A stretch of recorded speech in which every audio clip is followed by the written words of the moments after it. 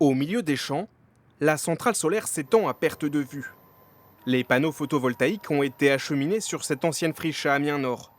Un projet d'envergure lancé il y a 3 ans par Amiens Métropole.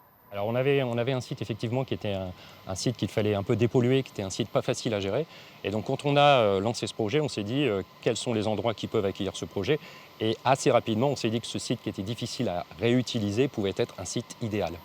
La centrale solaire est entrée en service le 20 juillet dernier.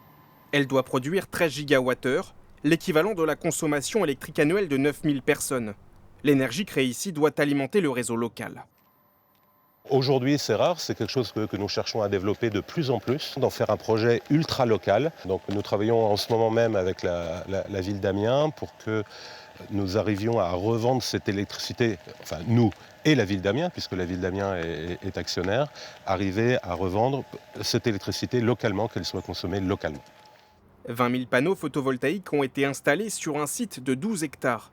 Coût de la centrale, 8 millions d'euros cofinancés à 60% par Total Energy et 40% par la métropole, dont 400 000 euros de financement participatif.